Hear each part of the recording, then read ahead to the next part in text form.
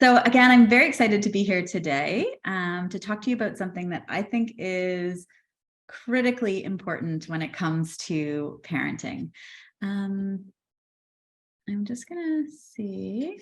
Okay, perfect. So the topic of my session today is 5 essential conversations to have with your kids to build coping skills. And the reason that I think this is so important is for a few reasons. Conversations make up the foundation of our relationship with our kids from very early days before they can even communicate back to us, all the way up, and so importantly in the teen years. What we're saying to our kids and how we're saying it and the questions that we're asking are the relationship that we have with our kids. And I'm sure if any of you out there have teenagers, you know that those conversations can go quite wrong and you can say the wrong thing. So I love focusing my attention on conversations that we have with our kids. I also, when you listen to parenting experts out there, what you'll notice is that the vast majority of parenting tips are actually about the communication with our child and the conversations that we're having. So before we get started here, I want to introduce myself. I'm Dr. Jen. I'm the founder of the Umbrella Project. I just wrote my first book. It's called The Umbrella Effect, and it's all about parenting your kids to raise strong, adaptable kids in what is a stressful world. And I'm also a mom. So I have a 14-year-old, a 12-year-old, and a 2-year-old. So I'm kind of spanning all of the parenting stages right now. And I'm a naturopathic doctor. So I work in private practice with kids and families. So I have a lot of different lenses that I get to bring to parenting. So let's get started here with an acknowledgement of the traditional land. So I want to take a minute and just acknowledge, sorry, I just have to move this. That this meeting is situated upon traditional territories. And I think it's so important that we recognize the enduring presence of the Aboriginal people on this land. So, okay. So when it comes to having conversations with our kids, there's one fundamental principle. I write about it in my new book, and it's really been one of the most important changes I think that I have made to my parenting, that I have seen a huge difference in how my kids respond. So this principle I call curious empathy, and it is the foundation of all the conversations that I'm going to share with you today going forward. So what curious empathy is basically just exactly what it sounds like. So when we're having conversations with our kids, with our spouses, with the people we co-parent with, bringing a greater degree of curiosity to the conversation is critically important, especially as our kids are going through identity-defining stages of life. What they're doing is they're going out into the world and they're trying different things, and their identity is changing in who they are. So I think it's easy as parents to assume that we know everything about our kids, because fair enough, we've been there through most of the things that they've gone through in life. You know, we've raised them, we've been part of their lives. So it's natural to assume that we know about them and what they're thinking and how they're operating.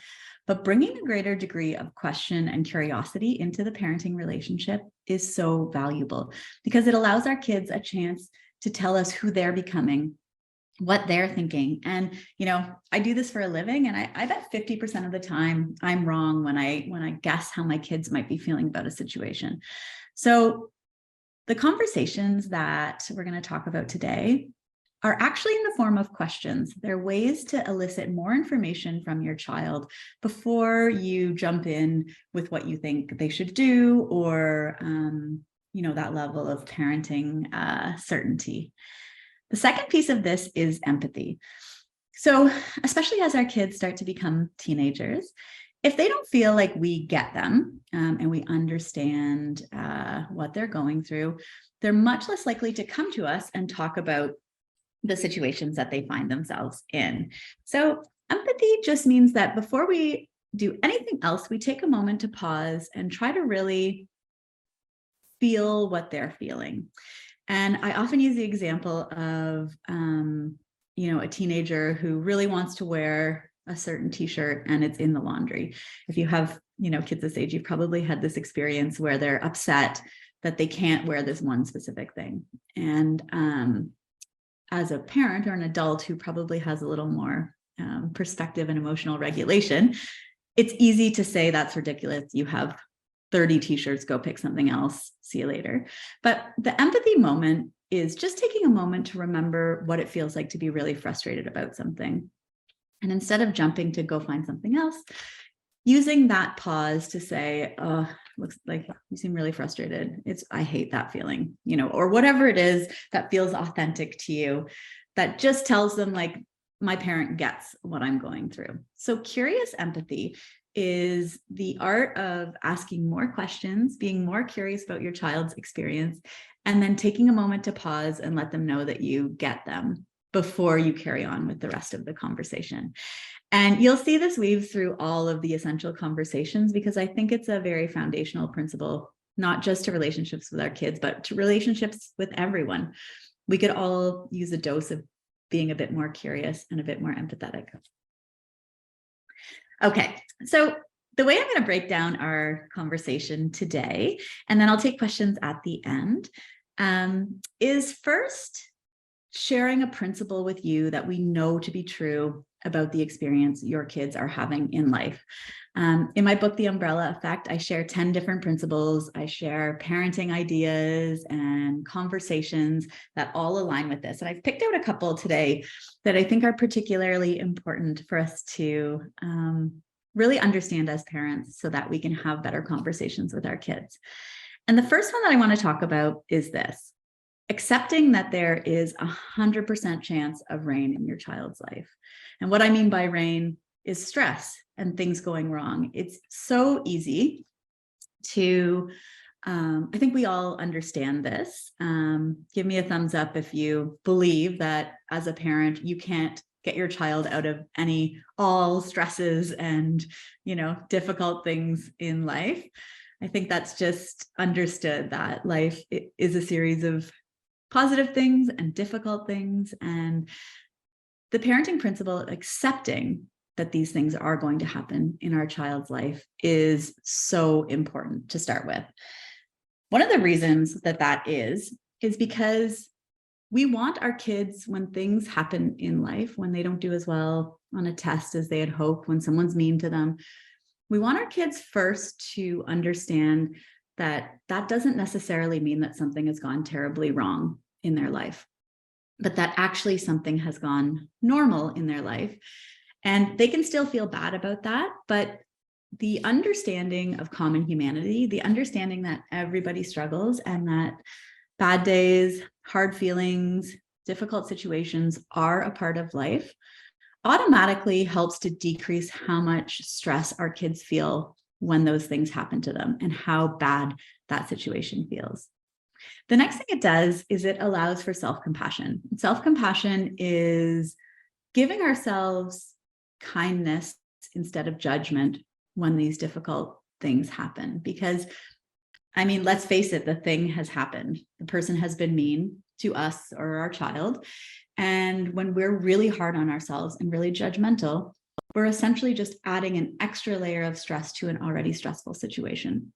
So when we can accept that there's 100% chance that, struggle is going to happen in life along with the good days, it adds a dose of kindness, self-kindness for our kids in just accepting that life has ups and downs. So the first conversation that I want you to have with your kids is about the feelings that we tend to try to get away from. So the conversation is, all right, what makes you feel jealous? What makes you feel angry? This is a conversation that you can have many times with your kids. I find it's a good conversation if you're just driving in the car, maybe you're dropping your kids off at school or at a sport or whatever you're doing, ask them in a very neutral way, what makes you feel jealous? And I think this is an interesting conversation because when we think about some of these feelings, we often think about trying to make those feelings not exist.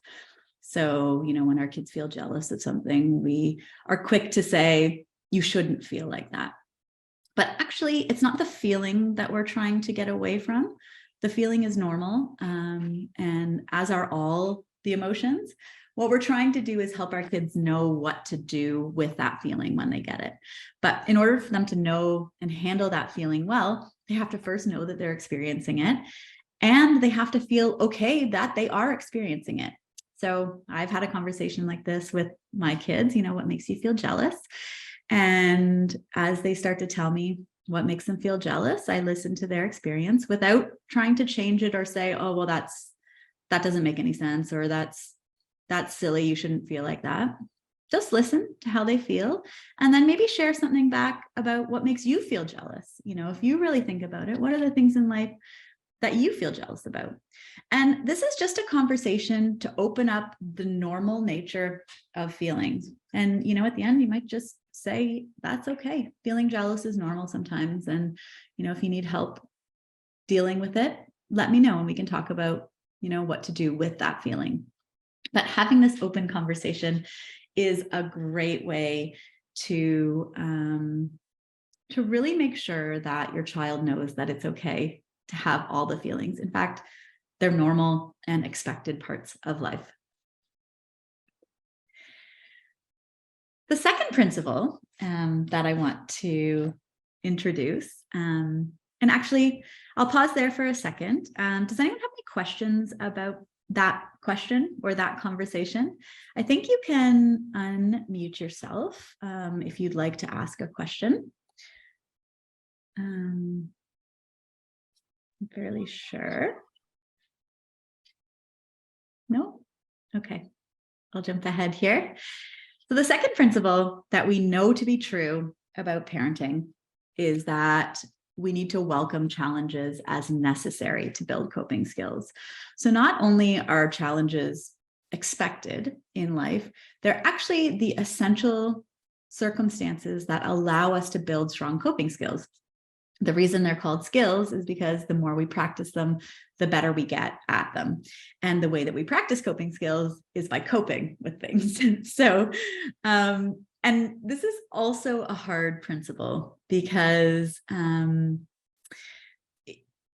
it seems like it would be easy to let our kids just deal with challenges as they come. But really, it's quite difficult when, as an adult, you might have a solution to their problem. You might be able to make it easier for them. For example, by going into the school and asking them to switch your child into a different class because you don't like one of the kids that they're having to deal with in their class. So that's like an example of how we might intervene instead of allowing them to work through that challenge.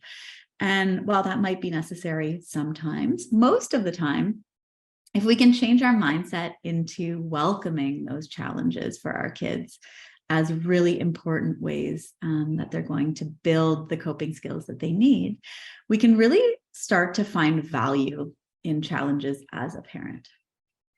So the next conversation that I think is a really great conversation to have with your kids is, what do you think matters most to me?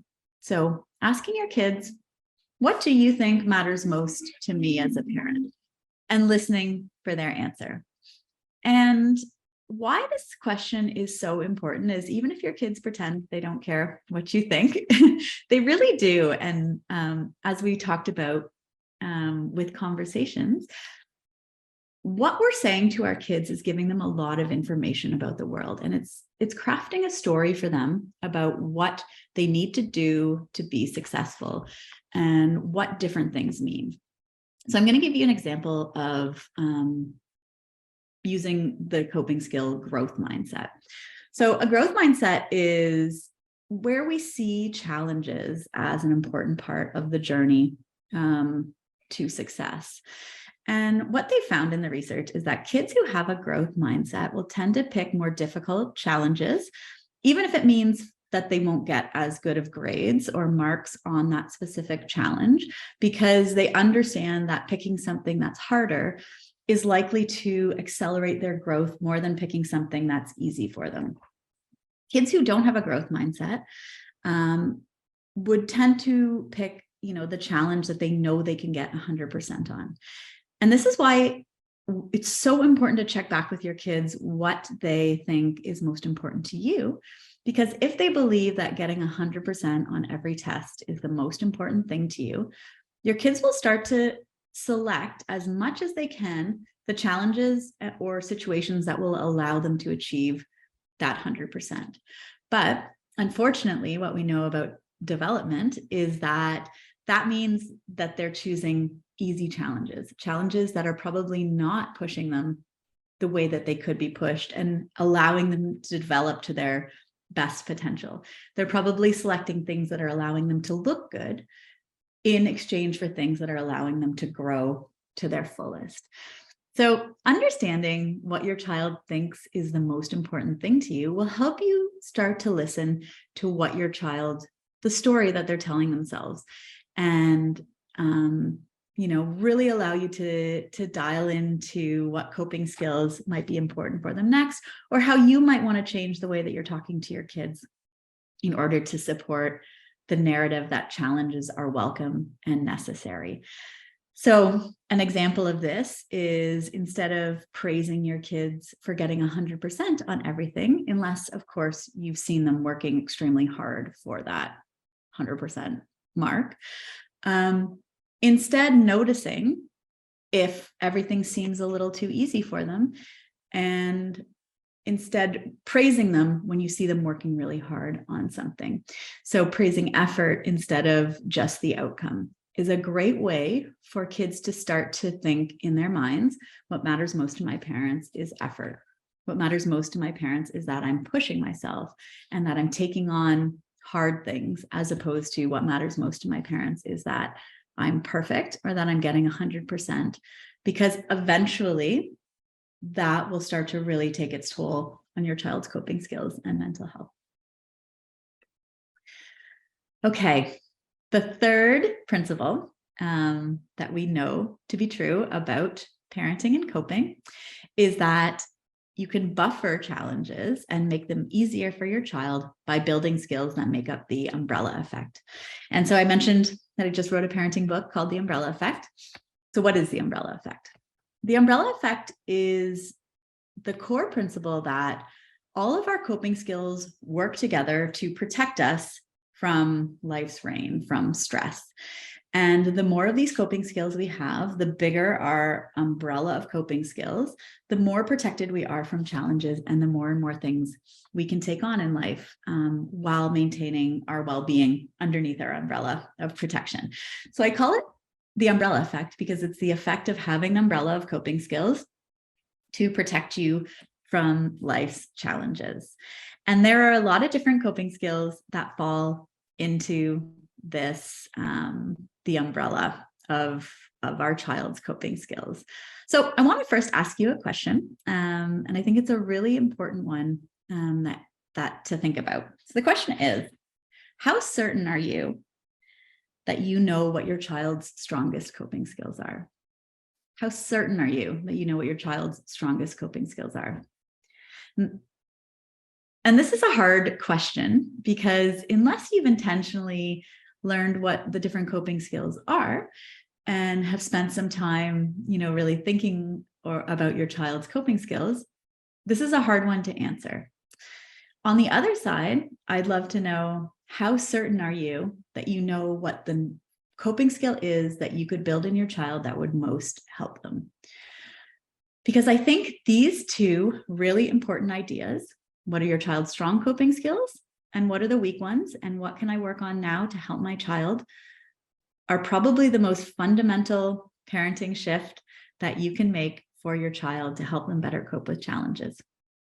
So the question that you can, and the conversation that you can have with your kids is, what do you think your strongest coping skills are? And, take some time to really ask your kids what they think their strongest coping skills are. They might know what some of these are already. Sometimes they're learning about some of them in school. They might think, their empathy or their kindness is very strong, their gratitude, they might know what some of these skills are already.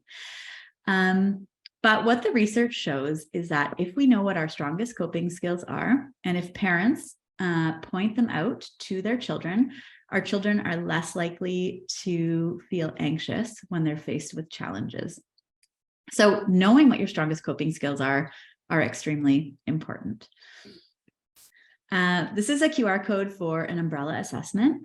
It's free. It's on our website. If you're curious about all of the coping skills and you wanted to take some time to assess your own umbrella of coping skills or your child's umbrella of coping skills, feel free to scan the QR code and it will take you right to the assessment so that you can have a look and really dive into your child's coping skills so you can answer these important questions and have conversations with them about this. The assessment itself is written for, I would say, children who are grade 3 and above. So what I recommend is if you do the umbrella assessment, do it for yourself and then sit down with your child and have them complete the umbrella assessment as well. So the questions are directed to be answered by the person whose skills are being assessed. So, if you have a child in high school, no problem. They can certainly do this assessment on their own. If you have a child in grade 3, you'll probably have to sit beside them and help them answer the questions. But this is a really valuable way to understand some of your child's coping skills.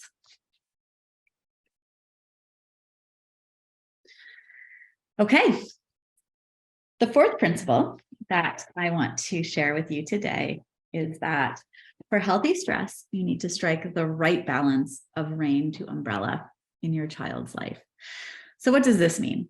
This means that stress can be positive or toxic depending on the coping skills that we have to deal with them. So if you imagine, somebody having a cocktail umbrella and it's a monsoon, they're not going to be very protected underneath that umbrella. That umbrella is not going to be very effective for the storm that they have to deal with. On the other side, if you have a golf umbrella and it's sprinkling outside, you're probably going to be pretty dry underneath that umbrella. And our mental health works very much the same way. The ratio of rain to umbrella that we have is very important. So we don't just want to send our kids out into the world to deal with any challenge when we can clearly see that they're not coping well. When kids aren't coping well with stress, they start to put other coping measures in place, the ones that we worry about and that we don't want them to do. So, could be something like bullying another child or, feeling anxious or anything that it falls into that I need to get through this situation is usually from that level of toxic stress where the amount of stress that they're facing at that moment is much more than what umbrella they have to cope. So I like to think about our role as parents because we all have umbrellas of coping skills too. And our role as parents when our kids are very young is certainly to be using our coping skills to help our children along. So they are definitely under our umbrella of protection when they're young. But as they get older, we want to be slowly encouraging them to use their own umbrellas and to face enough challenge that they can start to build their own coping skills. Because at the end of the day, we don't want our child who's, in university to be calling us every time something goes wrong in their lives and for us to be having to cope for them. And unfortunately, we definitely hear this a lot from university professors now that many students are struggling to cope on their own. And many parents are having meetings with university professors to argue for their kids' marks or to help their child cope with the academic situation that they find themselves in. And ultimately, what we wanted was that journey to start sooner of helping them develop their own coping skills to deal with all of these little challenges that we inevitably face. So we want to keep an eye on the ratio of rain to umbrella. And I think this is also incredibly important because it helps individualize where your child is at that exact moment. And, sometimes a friend being mean to our child might be perfectly within their balance of rain to umbrella. And sometimes our child might have so much going on that friend being mean is kind of the last straw for them. And you can start to see their well-being actually being damaged by the situation that they're in. So it's not always the same. And it's important to keep an eye on how our kids are doing that way. This next conversation is one you can ask all the time of your kids. It's an ongoing and regular conversation that will help you establish what the ratio of rain to umbrella is for your child at that moment. So this conversation is, what does it mean? And how we use this conversation is when our child has something happen to them in life that doesn't make them feel very good, we can ask them what that situation means to them. So an example would be, what does it mean to you that you failed this test that you just wrote? And what your child will give you in response to this question is their story. We know that stories about what's happening in life are much more important than the actual thing that's happening in life. So this means that, you could fail a test, and there are a lot of different stories that come along with that possible situation. So there's the story of, I'm just stupid. There's a story of, I'm not good at this subject. There's a story of, I didn't study enough. There's a story of, I chose to prioritize time with my friends instead of preparing for this test. There's the story of, I was sick and missed when the teacher was teaching this. Very many different stories come along with one possible drop of rain in our kids' life. And so it's critically important that we're asking our kids, not necessarily telling them what it means, but understanding what meaning they are taking from a situation. So, if I ask my son, what do you think it means that you failed that French test? And he told me something like, it means that I totally forgot about that I was supposed to study and I didn't study enough for it. Okay. Well, is that meaning detrimental to well-being or his well-being? It probably just means that he, learned a little lesson about structure and organization. And the next time he might need some help making sure that those things are in the calendar. If he says to me, it means that, I suck at school and I should drop out. Well, that's a pretty difficult meaning. And that's a lot of rain compared to a little rain from the other story. So as we're listening for our kids' stories, we can really start to understand the balance of how that story is affecting their coping skills. So it's a really interesting parenting tool to just ask what things mean. And it adds to that curious empathy, because you're really understanding your child's view of the world and not your own. For you, failing a test might mean something very different than what it means to your child. So what does it mean is a very powerful question that you can ask your kids to learn about their perception of the world and then help them in the way that feels right. The last conversation that I wanted to share with you today, and the last principle, is that we want to be building an appetite for obstacles. So the way you can think about your child's comfort zone is, they're sort of in the middle and around them is a layer of comfort. And inside that bubble are all the things that they're used to, that they're succeeding at, that don't make them feel badly, that make them, comfortable and happy. And the world, though, is giving us challenges. Some of those challenges fall inside that comfort zone, and some of them fall outside the comfort zone.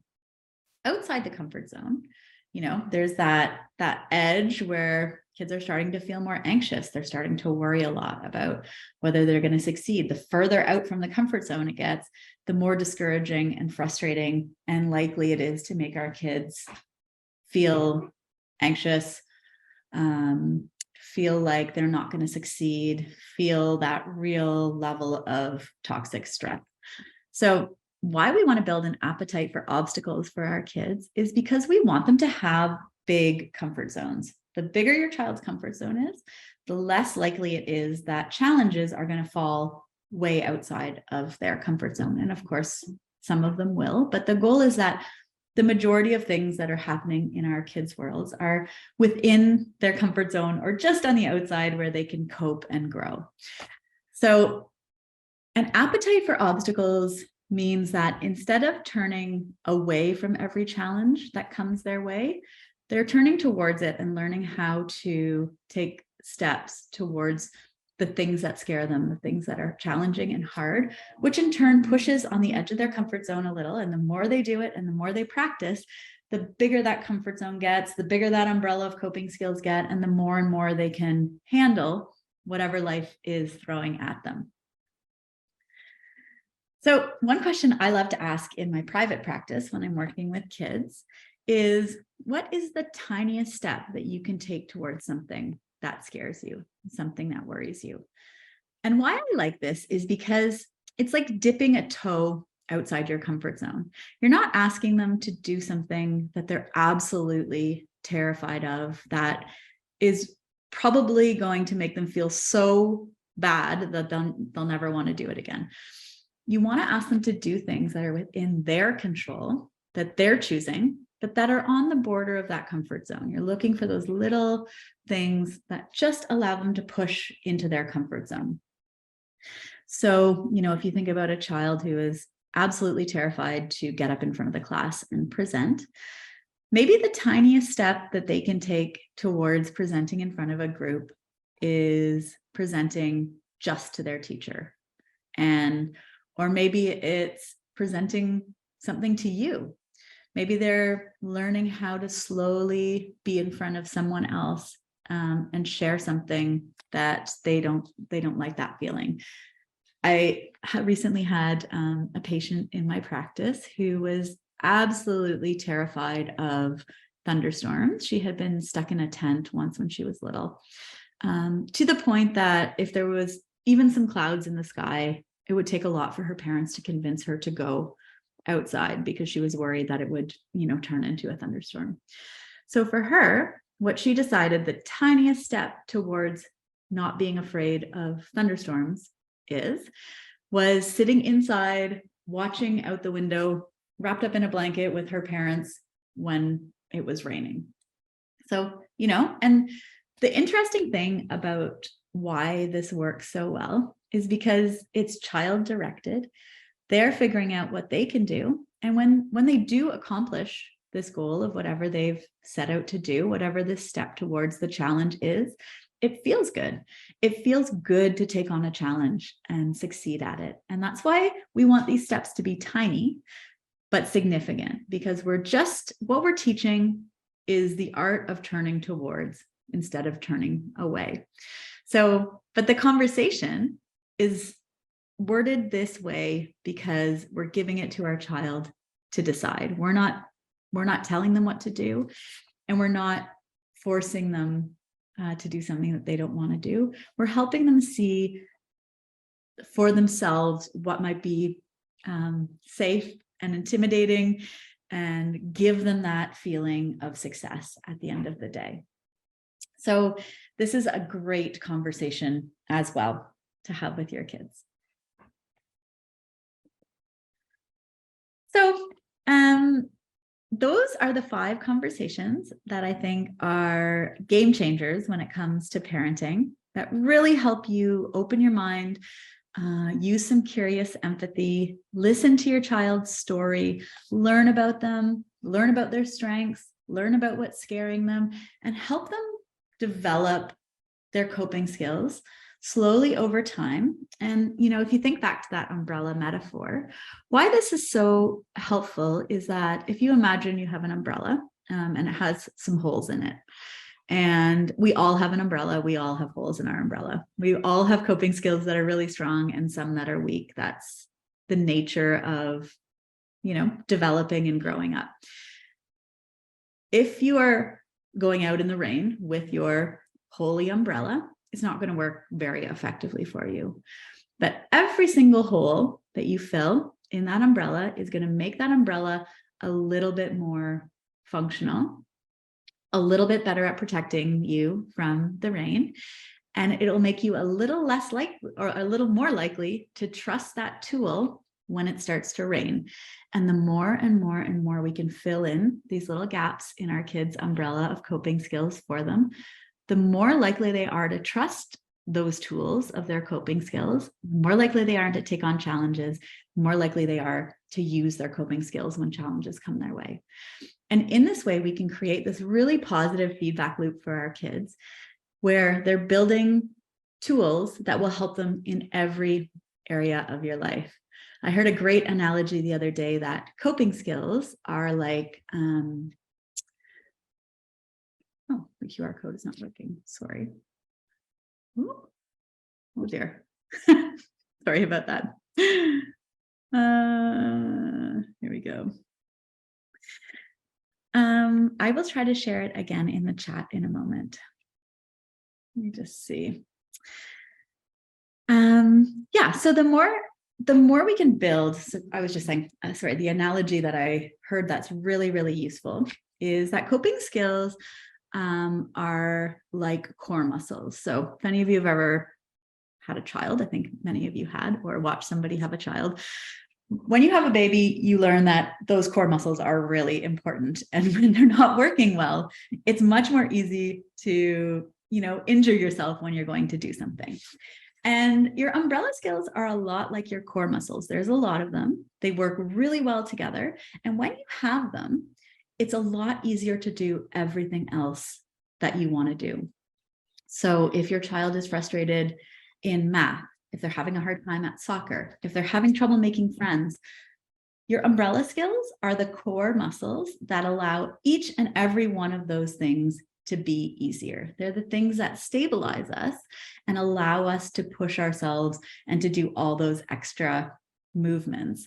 We tend to think about those extra movements as the main things and our coping skills as this, side thing. But the coping skills are actually the core.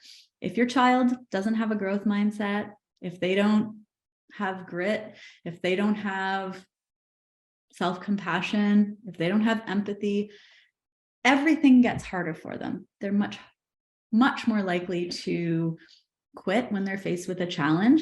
They're much less likely to develop strong and lasting friendships. They're more likely to argue with you. Coping skills are the essential fabric of everything else. They're the thing that's at the center. So if you were going to do anything for your child to build coping skills, think about your coping skills as the most important thing that you could give your child. And if you want to know more about each of the coping skills in the umbrella effect, and I'm sorry if the QR code is not working here, I will, you can just go to umbrellaproject.co, and there's a little link to the book there where you can get the book. What I love about the book is that it has the umbrella assessment in it, but I've broken down each skill into do's and don'ts of parenting. And so when you notice that there's one thing that you really want to work on for your child, the book makes it very easy to understand what parenting things you should be doing in order to really start to build that skill for your child. So it should be an easy guide for you. If there's one thing I've learned about parenting myself, it's that if you try to do too many things at once, you become less healthy as a parent. And as a result, your kids don't get the benefit of all the things you're trying to do. In order to do a really good job for our parents, for our kids, we need to slowly work on one thing at a time, patch one hole, watch how that works, then work on the next one, then work on the next one. So I recommend you pick, the weakest skill for your child and just start to work on that. And pick the strongest skill and start to, tell your child regularly when you see them using that skill. Just those two actions alone, noticing the strongest, working on the weakest, will make a huge difference in how your child does everything. So thank you very much for having me today. And I'm sorry about the mix-up at the beginning of this call. Does anybody have any questions for me? If you do, please feel free to unmute yourself or type it into the chat. I have a question.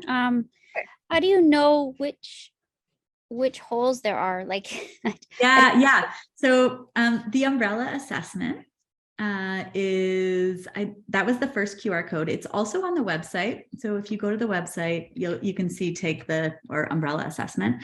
And it's a quick 10-minute assessment. It goes through all the 18 skills and it will give you a score for each skill. So you'll be able to tell which of the skills your child is most in need of.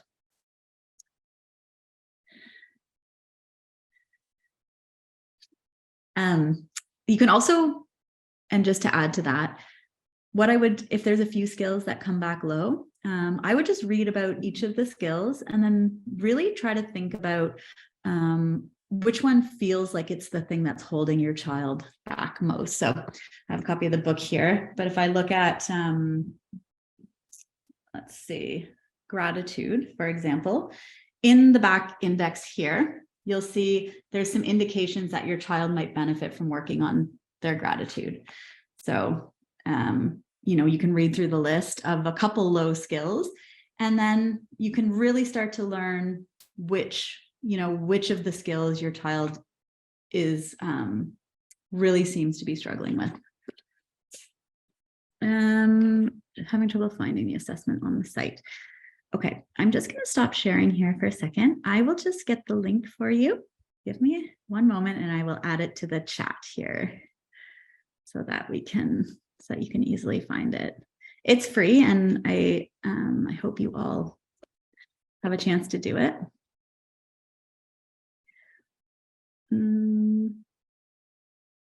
Here we go. Thanks for your patience. I'm just going to drop it in the chat here so you can find it. There you go.